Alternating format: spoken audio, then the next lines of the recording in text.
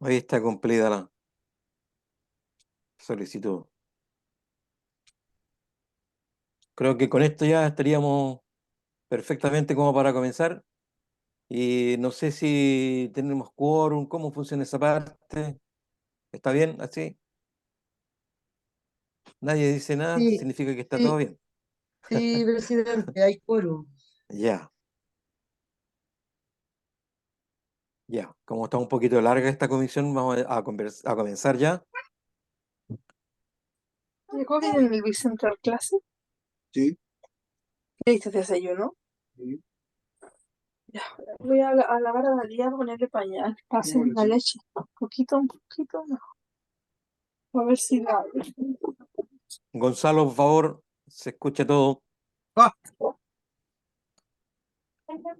perdón que me tengo con la bebé. Bueno, saludamos entonces. Vamos a iniciar la Comisión de Cultura, Memoria y Derechos Humanos correspondientes a este martes 14 de mayo, siendo las 10:37, damos inicio a una nueva sesión. Agradecemos la presencia de todos los asistentes a esta reunión y a quienes pronto nos verán en forma telemática por las redes sociales. En esta oportunidad tenemos 4 puntos en tabla. Los 4 son muy interesantes y vamos a comenzar con el Instituto de Derechos Humanos. En el primer punto, se trata de una presentación del informe del Instituto Nacional de Derechos Humanos y queremos conocer la proyección para lo que resta de este año, para lo cual tenemos el agrado de tener con nosotros al señor Fernando Martínez, director regional del INDH, al cual saludamos nuevamente, le damos la bienvenida y vamos a entrar en materia. Muy bienvenido, Fernando. Muchas Muchas gracias. gracias, concejal, presidente. Eh, bueno, para nosotros como instituto es muy importante estar aquí en esta reunión. Es la primera vez que una comisión de un consejo comunal de toda la región nos invita a una reunión de este tipo, por lo tanto estamos muy contentos. Y es increíble que es la primera vez que nos inviten porque llevamos 9 años instalados aquí en la región y nunca Mira, antes una comisión nos había invitado, así que las felicitaciones son para ustedes. gracias, muchas gracias.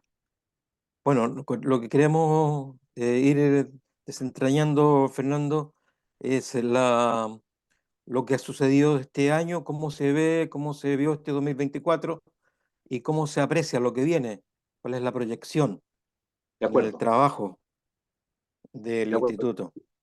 Bueno, quizás hay que decir un par de cosas previas que me parece importante dejar en claro. Lo primero es que el Instituto Nacional de Derechos Humanos es un organismo público autónomo del Estado de Chile. Somos una institución pública como cualquier otra. Lo señalo porque muchas veces se piensa que el instituto es parte de la sociedad civil o que es una ONG y no es así, es un organismo público. Es un organismo público que nació en base a una ley, la ley 20.405, de fines del año 2009. Por lo tanto, el instituto empezó a funcionar a comienzos del año 2010. Es una institución bastante nueva. Y me parece importante decir esto también porque, dado que es un organismo público cuyo funcionamiento se origina en una ley, esa ley le establece un mandato al instituto, es decir, le establece un rayado de cancha para lo que puede y lo que no puede hacer. Ahora, como todas las leyes son negociadas en el Congreso, cuando se negoció esta ley, tiene un encabezado muy bonito que dice que el instituto debe atender a todos los derechos humanos de todos los habitantes de la República. Pero luego, a partir del artículo 3 y 5, establece las facultades del instituto. Y entre esas facultades no están todas las herramientas que serían necesarias para poder ocuparse de muchos derechos de los habitantes de la República. Por ejemplo, este instituto tiene facultades de litigación judicial en algunas materias, en otras no. Nosotros podemos presentar querellas criminales por delitos de tortura, apremios ilegítimos, trata de personas, tráfico ilícito de migrantes, desaparición forzada de personas, genocidio. Básicamente esos son los delitos por los cuales nosotros podemos presentar querellas. Son bastante pocos, como ustedes ven, pero son tremendamente importantes. Ahora, ¿cuál es el punto? El punto es que son los más graves en el campo del respeto a los derechos humanos. Por lo tanto, no tenemos tantas facultades cuando las situaciones no son tan graves. Sin embargo, el instituto junto con esto ha ido buscando agrandar este espacio para poder trabajar judicialmente y a veces hemos presentado querellas por delitos que no están comprendidos en esta enumeración taxativa que tiene la ley 20.405, pero lo hemos hecho excepcionalmente. Por ejemplo, en el caso de un joven estudiante de la Universidad Católica que el año 2016 fue herido por un chorro de agua en una manifestación en Valparaíso, presentamos un delito por lesiones, una querella por lesiones graves. Y el tribunal la aceptó a tramitación, el Ministerio Público no se opuso. Por lo tanto, ahí excepcionalmente hemos ido, en algunos casos que son particularmente graves, hemos ido más allá porque la facultad de oponerse radicaría en el tribunal y en el Ministerio Público, y por principios generales del derecho sí se debe entender al interpretar en forma extensiva la ley que podríamos hacerlo. Entonces no ha habido problema con eso. Además podemos presentar recursos de protección y podemos presentar recursos de amparo. Por ejemplo, por la situación de contaminación grave que ha existido históricamente en Quintero y Puchuncaví, hemos presentado y ganado 2 recursos de protección que inicialmente la Corte de Apelaciones de Valparaíso los rechazó, pero fuimos a la Suprema y los ganamos ambos en la Suprema. El primero de ellos fue quizás la primera sentencia en materia ambiental que estableció una política pública de una u otra manera con una serie de acciones que deben tomar los recurridos. El Ministerio de Medio Ambiente, la Superintendencia de Medio Ambiente y el Ministerio de Salud. Y por lo tanto, en ese sentido, ha sido un fallo histórico. También hemos ganado 2 recursos de protección por agua en Petorca, que como todos saben es una situación muy grave que existe en ese sector, en el norte de la región. Entonces tenemos estas facultades que tienen que ver con litigación judicial, pero también tenemos facultades que tienen que ver con educación, promoción y participación. Hoy día, por ejemplo, sin ir más lejos, en la primera comisaría de Carabineros de Viña del Mar vamos a estar entregando una presentación a carabineros oficiales y suboficiales que van a estar presentes sobre género, sobre identidad de género y desde la perspectiva de los derechos humanos, que es una cuestión que el Instituto ha abordado con bastante fuerza. Hasta ahora, durante el año 2024, hemos estado muy enfocados en, primero, por una parte, dar continuidad a lo que son los casos y los procedimientos judiciales iniciados a partir del estallido social. Durante el estallido social y con posterioridad al mismo durante el año 2020, 2021, hasta el 2022 incluso, el Instituto Nacional de Derechos Humanos a nivel nacional presentó cerca de 3.200 querellas por apremios ilegítimos en un 70%, por tortura en un 25% y por otros delitos residuales. Eh, Relacionados con tortura o apremios ilegítimos en un 5%. La gran mayoría de estas querellas, en un 99%, presentadas contra carabineros.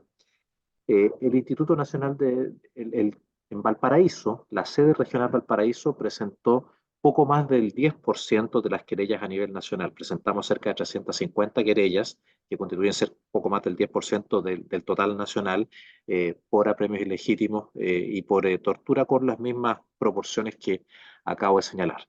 Todo eso ha originado una cantidad de trámites bastante importantes que nosotros hemos ido siguiendo, y el instituto es el único organismo que, habiendo presentado una cantidad muy grande de querellas, le ha dado seguimiento a todos los casos.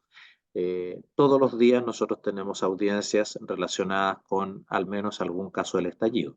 Además tenemos querellas que todavía están vigentes en algunos casos de antes del estallido, como por ejemplo la querella presentada por el CREAT Playa Ancha, o tenemos querellas presentadas con posterioridad al estallido por cualquiera de los delitos que mencioné inicialmente. Entonces, eso ha sido parte importante de nuestro quehacer durante la primera parte del 2024 y lo va a seguir siendo durante todo el 2024.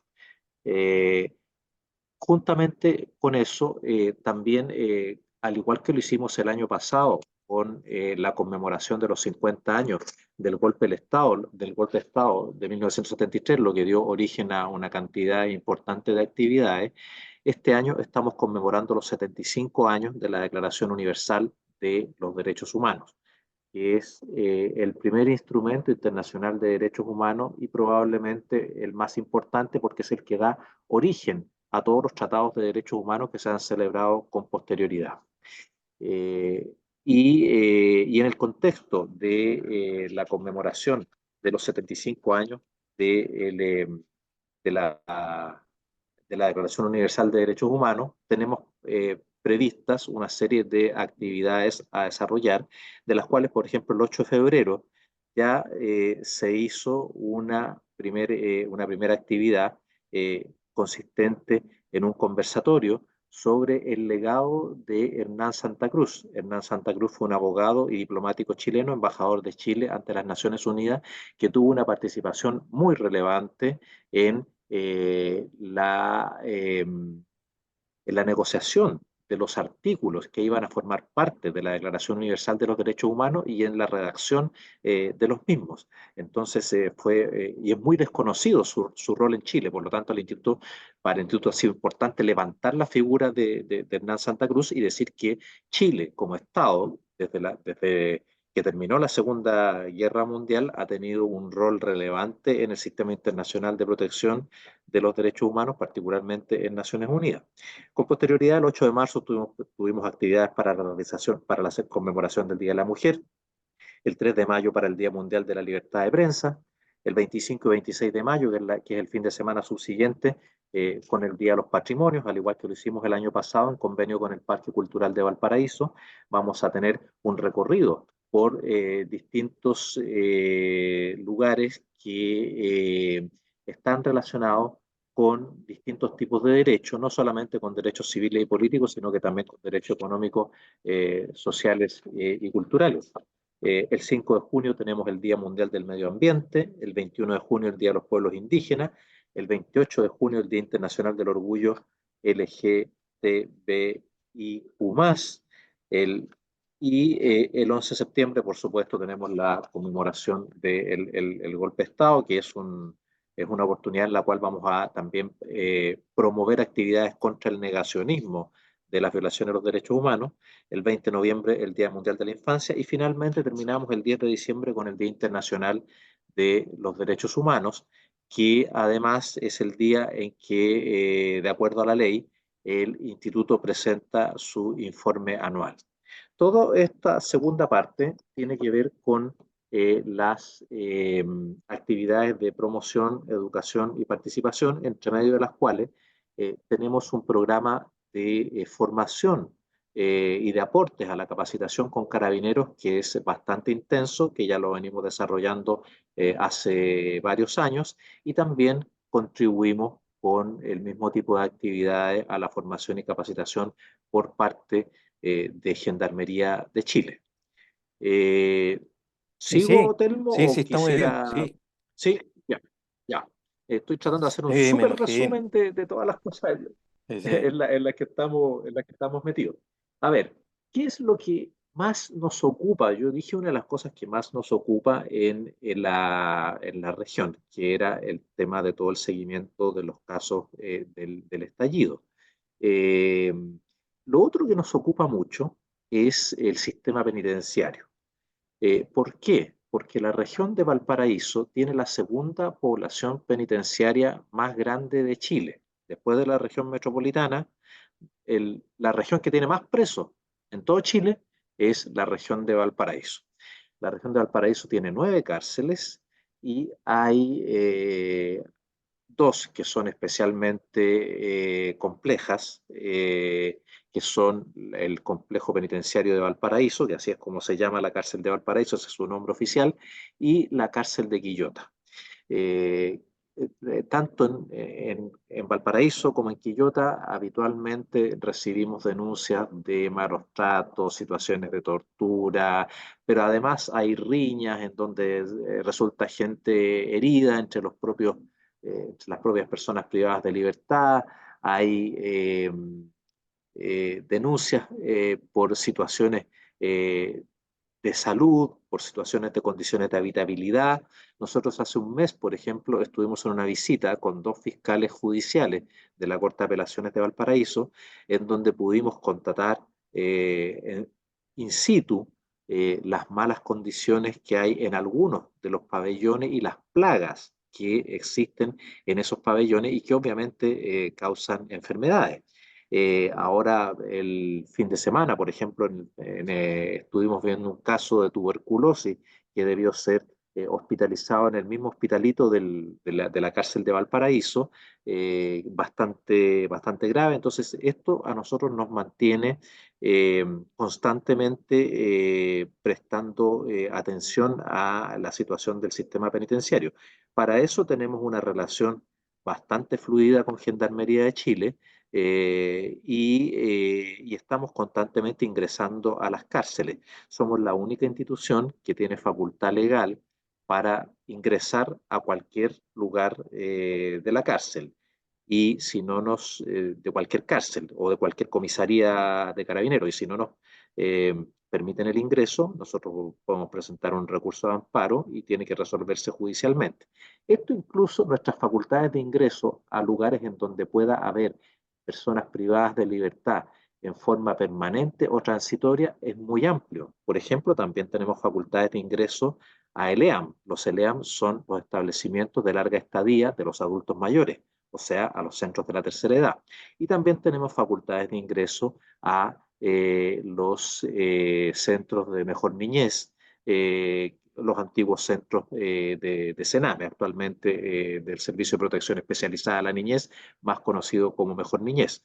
Entonces, en esto también, cuando refiere a cárceles, trabajamos mucho con la Defensoría Penal Pública, que también va mucho a las cárceles. La Defensoría Penal Pública tiene una Defensoría Penitenciaria y nosotros, como somos una oficina chiquitita, con un equipo chiquitito para toda la región, lo que tratamos de hacer es trabajar conjuntamente con otros organismos. En estas metodologías de trabajo conjunto también en lo que refiere a cárceles, que insisto es una gran preocupación para nosotros, todas las semanas tenemos alguna situación de cárceles. Nosotros formamos parte de 2 mesas interinstitucionales, una mesa interinstitucional que está convocada y es presidida por una fiscal judicial, en donde participa Gendarmería, la Defensoría Penal Pública, el Ministerio Público, nosotros. eh, y la otra mesa es una mesa muy específica convocada por la Seremi de Justicia, que aborda el problema de las mujeres privadas de libertad con hijos lactantes o mujeres privadas de libertad que se encuentren embarazadas. Entonces, constantemente estamos también a través de estas mesas pudiendo ver lo que son estas necesidades y detectando casos. Nosotros, si detectamos una situación que tiene que ver con con el ejercicio de nuestras facultades judiciales, tenemos facultades para poder presentar las acciones judiciales de oficio, es decir, no necesitamos que nos hagan una denuncia. Eh, También podríamos eventualmente nosotros presentar una denuncia, aun cuando no tengamos consentimiento de la víctima. Pero nuestra política es trabajar con el consentimiento de la víctima, con el conocimiento de la víctima, por razones obvias. Nosotros vamos a la cárcel y después nos venimos. Claro, claro, claro. No nos quedamos ahí permanentemente. Entonces, la idea es que una víctima no sea revictimizada, que no sufra represalias por que nosotros estamos ahí trabajando con ella. Eh, Una cosa que nos preguntan mucho, voy a aprovechar de decirlo inmediatamente cuando hacemos eh, actividades de promoción, educación y participación con carabineros, nos dicen, pero nosotros también tenemos derechos humanos, ¿no? Claro que tienen derechos humanos, tienen los mismos derechos humanos. La Declaración Universal de Derechos Humanos, en su artículo 1, dice que todas las personas son todas las personas, sean carabineros, sean marineros, sean profesores, sean matronas, da lo mismo, todas las personas. Dice, todas las personas nacen libres e iguales en dignidad y derechos. Entonces, todos tienen los mismos derechos. Y eso es así desde el año 1948. Por eso insisto, por eso que estamos con tanto empeño conmemorando los 75 años de la Declaración Universal de los Derechos Humanos. Entonces, ¿cuál es el punto de que muchas veces nos digan, pero ustedes solamente se preocupan de los derechos humanos de las personas que están presas o de los que están detenidos? No, no es así. Nosotros constantemente le decimos a Gendarmería de Chile, le decimos a los carabineros que si tienen denuncias nos presenten denuncias. Nosotros en varias oportunidades hemos tenido reuniones o les hemos planteado la posibilidad de que estamos disponibles para reunión a las asociaciones de funcionarios de Gendarmería de Chile. En Gendarmería de Chile hay 4 asociaciones de funcionarios. Nunca nos han planteado una denuncia y se los hemos dicho en un montón de oportunidades. En el caso de Carabineros, en algunas oportunidades nos han llegado denuncias muy, muy contadas. Yo diría que en estos 9 años, yo creo que no hemos recibido más de 2 denuncias de Carabineros y las 2 en forma anónima, por lo tanto han sido situaciones muy difíciles de llevar adelante. Pero a propósito de la situación que acaba de pasar en el norte, en Putre, con los conscriptos, ahí tenemos denuncias en relación a personal militar. Los conscriptos son personal militar transitorio, están haciendo su servicio militar, pero son personal militar. Entonces, eh, nuestras facultades se pueden ejercer y se deben ejercer respecto de cualquier persona que nos haga la denuncia, independientemente de cuál sea su condición jurídica, su condición sexual, de género, de orientación sexual. No hacemos ninguna distinción al respecto. Bueno, entonces decía yo que esto nos toma bastante trabajo. Lo otro que hacemos habitualmente también es que ustedes saben que en Valparaíso hay muchas marchas. En los últimos 2 años no ha habido tantas, pero históricamente eran muchas marchas de estudiantes, de portuarios, de, qué sé yo, miembros de la NEF, de pescadores, en fin. Y habitualmente había también una cantidad importante de personas detenidas. Entonces, una cosa que nosotros hacemos habitualmente cuando hay personas detenidas en marcha es que vamos a las comisarías a constatar en qué estado se encuentran esas personas. Y si hay, primero a constatar que las personas detenidas efectivamente estén en la comisaría y que no vayan a estar en un lugar que no corresponda a un lugar de detención. Eh, y que si está en tránsito, efectivamente el tránsito termine en la comisaría. Cuando está en tránsito me refiero a que muchas veces las personas detenidas van a constatar lesiones y esto suele demorarse. Entonces, primera cosa que contratamos. Segundo, contratamos el estado en que se encuentra y si vemos que está en malas condiciones, eventualmente podríamos presentar un recurso de amparo telefónico, por ejemplo, que se presenta directamente hablando con el juez o jueza que esté de turno. Eventualmente también podríamos intentar hablar con él o la fiscal que esté de turno para saber cuál va a ser la resolución respecto a una persona determinada. Y una vez que más o menos tenemos claro cuál va a ser la situación, si la persona va a pasar a control de detención o si va a salir durante el mismo día de la detención,